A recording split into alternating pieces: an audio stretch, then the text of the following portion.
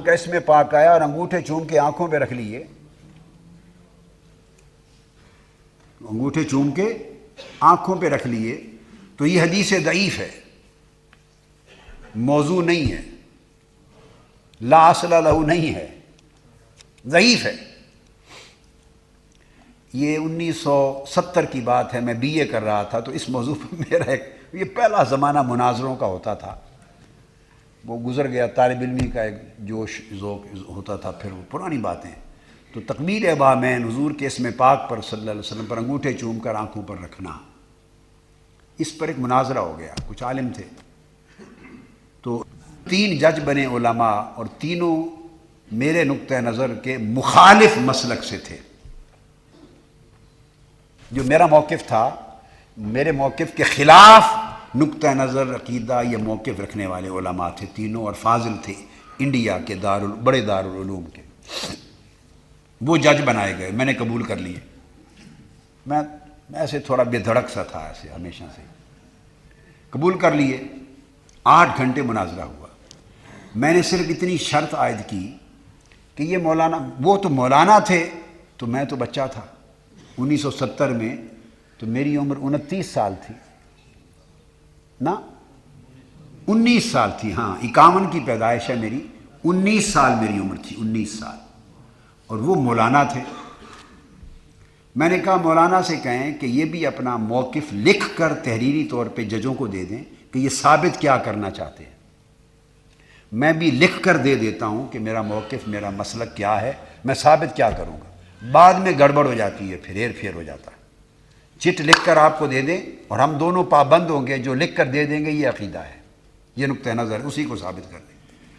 انہوں نے لکھا بڑا زوردار کہ انگوٹھے چوم کے آنکھوں پر رکھنا بدعت ہے، جو یہ کرتا ہے وہ گمراہ ہے، وہ جہنمی ہے، نہ اس کا دین قبول، نہ نماز، نہ روزہ، نہ حج، نہ زکوٰۃ، وہ دوزخ کا ایندھن ہے، یہ بالکل حرام ہے، کہیں سے ثابت نہیں۔ ایک لمبا آدھا صفحہ انہوں نے جوش میں لکھ دیا، بند کر کے منصفین کو دے دیا۔ یہ میں آپ کو نکتہ بتا رہا ہوں۔ اس کے بعد میں نے بھی لکھ کے دے دیا تھا، الگ الگ بیٹھ کے لکھا۔ میں نے لکھا تقبیل ابہامین، انگوٹھے چوم کر آنکھوں پر رکھنا، یہ حدیث ضعیف سے ثابت ہے،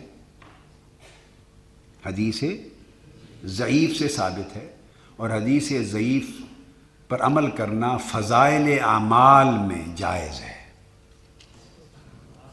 اس کی فضیلت آئی ہے حدیث ضعیف میں، اور فضائل کے باب میں اور فضائل اعمال میں حدیث ضعیف پر عمل کرنا جائز ہے۔ سو اگر کوئی اس پر عمل کرے اس نیت سے تو ثواب پائے گا، اور اگر کوئی نہیں کرتا تو اسے گناہ نہیں ہے کہ کسی واجب کا ترک اس نے نہیں کیا۔ فضیلت کا اس نیت سے کرے گا تو ثواب پائے گا، اجر ملے گا۔ میں نے یہ لکھ کے اس کو دے دیا۔ جب وہ انہوں نے کھول کے دونوں کا موقف پڑھا تو وہ مولانا بہت ناراض ہو گئے۔ انہوں نے کہا یہ کیا لکھا ہے؟ میں نے کہا بھی ہمارا نقطہ نظر ہی یہی ہے، اس سے ہٹ کر کسی کا عقیدہ اس کے علاوہ نہیں ہے۔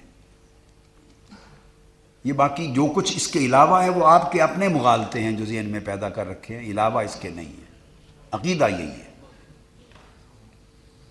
اس کے بعد وہ شروع ہو گیا مناظرہ، 15-20 منٹ دونوں نے گفتگو کرنی تھی۔ میں بطور مثال نقطہ سمجھانے کے لیے واقعہ کوٹ کر رہا ہوں۔